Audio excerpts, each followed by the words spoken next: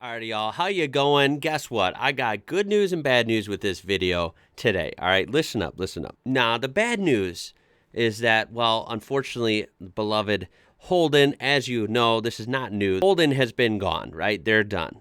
And they were holding on by a thread in racing. Holden was racing in the Supercars Championship. Unfortunately, to add to the bad news, after this weekend, they're done. So they're officially all done. No more new cars, no more race cars from Holden. That is sad. They will be very missed around the world. But the good news is that in their very last race, Holden took home the trophy. They took the W, baby. Yeah. All right, so let's get into it. We're looking at a video, what really happened to Holden. And I tell you what, this is from a channel called Donut Media. Check them out, the link in the description, and browse their channel. Now, keep in mind, this is an American channel, but don't click off the video yet. Let's see what they have to say. See if you want to correct anything in the comments down below. I encourage you to do so. And I have the closed captioning on for a reason. All right? You're going to like this. Just pay attention. If you're an Aussie watching this, watch the closed captioning. I have it on for a reason. Pretty funny.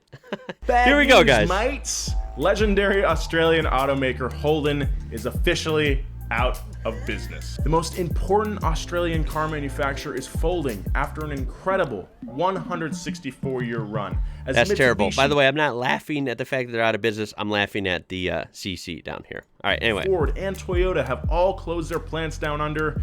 There won't be any cars manufactured in Australia, maybe forever. It's sad, that's crazy. No doubt. That is crazy. How did a company with so much great history fail? Was it mismanagement under GM or something else? In this video, we're going to take a look at the reason why Holden was able to succeed for so long and try to pinpoint the beginning of their downfall and figure out if there's any chance the brand will be resurrected in the future. Yeah, that's a good point. It is weird because they seem to have such an unbelievable presence, and they were well regarded even by regular people over here.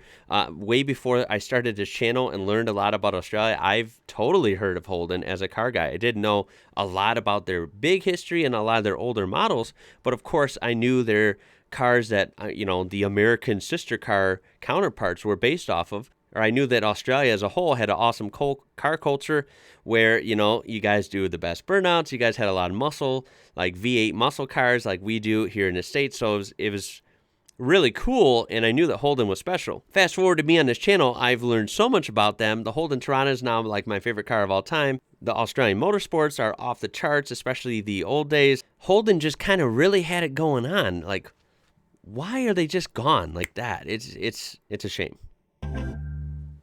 All the way back in 1856, James Alexander Holden, an immigrant from England, set up shop making saddles in Adelaide on the south coast of Australia. Back at the turn of the 20th century, some cars came from the factory. Wow, how it comes full circle. He started making saddles in Adelaide. I'm going to guess this is the beginning somehow of Holden's, and they just won their last race in Adelaide. There you go. As a chassis plus drivetrain, but no body. So coach building companies like J.A. Holden would build custom bodies or coaches to fit on top of these chassis. By 1923, they were producing 12,000 vehicle bodies a year, which included Model T bodies for Ford until Ford could finish building a factory of their own. No kidding. Towards the end of the 1920s, the Great Depression hit Holden hard, and they went from producing 34,000 bodies a year to just over 1,600. That's tough.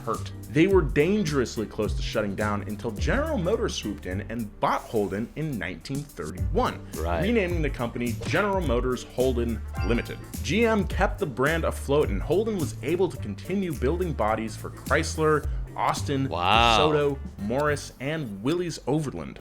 The first official Holden car debuted in 1948. It goes by a few different names, the 48 215 and the FX, but it was marketed as the Holden to honor their founder, James Alexander Holden. In Australia, this says it all.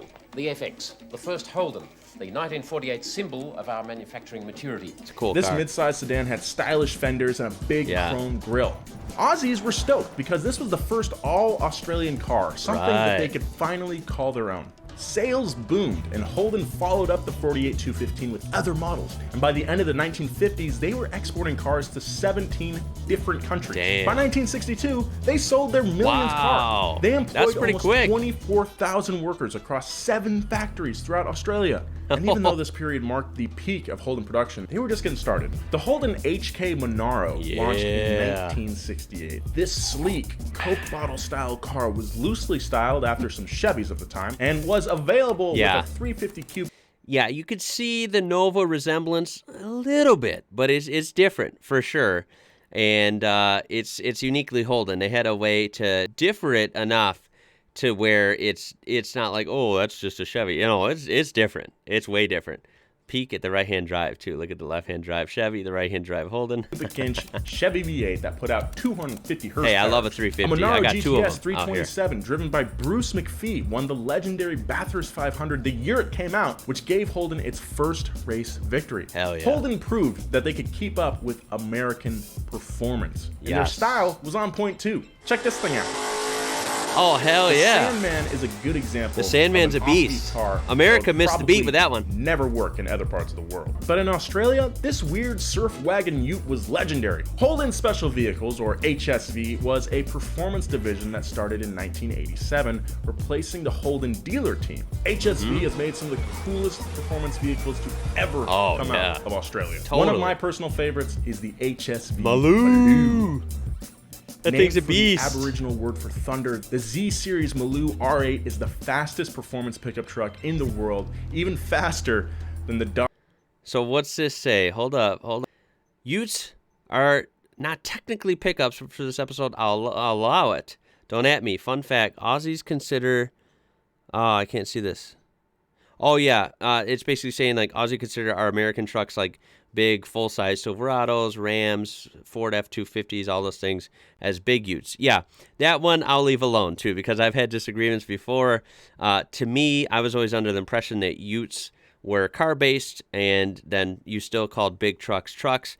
I've heard both. I've heard some Aussies say trucks. I've heard some Aussies say utes for all of them. Whatever. Everyone has their own opinion on that, and I think that's just fine. Faster than the Dodge Ram SRT10, you know, the one with the Viper motor. Yeah. Makes me really sad we'll never see the R8 Maloo in the U.S. Yeah. So, when did things start I think Americans going a would have little loved that. wrong? So long, mate. You've been bloody good to me. But it's time to move on. Peter Hannenberger took over as What the managing heck? director of Holden in 1999, and from the get-go, Hannenberger had a strong vision for the company. He proposed an ambitious 10-year plan that included the development of a small, affordable, all-wheel drive car that could compete with the BMW 3 Series. Hannenberger disregarded the opinions of GM execs abroad and focused on what he thought Australians wanted out of a car. Hannenberger understood who drove Holdens, and he wasn't afraid to lay into it a little bit. Australia, what's your favorite sport? Football. Snack? Pies. Animal? Kangaroos. And what's your favorite car, Australia? Holden. A good example of a car that catered to the local market is the Holden Ute. It's basically the personification of business up front, party in the back. Hell the yeah. Ute was wildly popular with blue-collar workers, farmers, and tradesmen. By 2002, 21% of all cars driven on Australia were Holdens. That's Pretty nuts. good. To put that in perspective, GM holds the biggest market share in the US at only 17%. Yeah, that's That a year, good point. Holden posted a $265 million profit. At the helm was Peter Hannenberger, who is regarded as the last great director of the company. Keyword, last. Yeah. Okay. Hannenberger's plan called for the expansion of Holden's plant located in Elizabeth. Hannenberger emphasized the need for halo car development to showcase performance, and the result was the Commodore SSV. Nice. It was one of the most insane cars on the planet. You could get it in either a sedan or a ute, and like most Halo cars, Love the it. technology in the Commodore SSV was supposed to trickle down to the rest of the lineup. Needless to say, Hannenberger knew which direction to steer the ship, whether his bosses in Detroit agreed with him or not. And guess what? His plan worked. Holden continued to post record profits. In 2003, they made $285 million, and in 2004, $300 million. Hell yeah, they were on a that roll. was the last year they ever made money. It also Oh, no. coincided with the retirement of Peter Hannenberger. Wow. Okay. Uh-oh. things are starting to get shaky. After Hannenberger retired, GM execs saw an opportunity to tighten their leash on Holden. GM wanted Holden to be their global distribution center for that part of the world, instead of focusing on just the Australian market. Of course. Essentially, okay. GM was telling an Australian company not to make any Australian cars. This? Yeah, that is horrible, and unfortunately, sounds about right. How frustrating. Didn't sit well with the company and would prove to be one of the first death blows in Holden's slow demise. Yeah. Soon after the departure of Peter Hannenberger in 2003, his 10-year plan was quickly tossed aside in the garbage. Oh my God. Holden, close to $1 billion deep into the development of the VE Commodore, struggled to bring the car to Oh my market. God. People wanted more fuel efficiency, and Holden failed to deliver. Factors outside of the company's control, such as skyrocketing global exchange rates, made exporting cars way more costly, and the number of exports shriveled up. Just when things seemed like they couldn't get any worse, the global financial crisis of 2008 hit. No one needed GM that, had to right? sacrifice brands like Hummer. Yeah, I was going to say, remember in the early thousands, even before the recession in 2008, GM was in a weird mood, man. They were killing everybody, it seemed like. Awesome brands over here in the States like Oldsmobile and Pontiac. Who else? I feel like I'm missing someone. But either way, they just knocked these brands off the face of the earth. They were just kind of like, oh, we're just going to, yep, you're defunct. Oh, you're defunct. And then Saturn was awesome. I still have 2 of them. They're really fun. And they were our only decent attempt at like compact cars from an American company. And they had a lot of cool features that only Saturns had. And they were like, nope, you're gone. Hummer, you're gone. Like, dude, what was GM on, man? They were just acting weird in the early thousands, man. Saturn, and didn't very work out too well. unfortunately for Holden, Pontiac. Yep. This sucks for Holden, who produced the Pontiac G8 for Right. export. That's right, if you have a G8, it's Australian. That's right. As more and more Holden models were So discontinued is the 04 through 06 Pontiac GTO. That's a Holden Monaro. to make room for rebadged GM models, the company started losing its Australian identity. In 2013, GM announced that they would shut down the Holden plant in Elizabeth, one of their highest producing plants. That's terrible. And the last car manufacturing plant in Australia. And in 2017, the factory officially shut down, leaving the remaining 25 people out of a job. One of the last cars to roll off the line was the HSV GTSR W1. That's a lot of letters. The fastest, most powerful, and most expensive car That's a beaut, ever though, produced huh? in Australia. And it's beautiful. And it's also proof of the disconnect between what Australians want and what's sustainable. Around this time, Toyota, Mitsubishi, and Ford had all closed their factories as well. It wasn't looking good.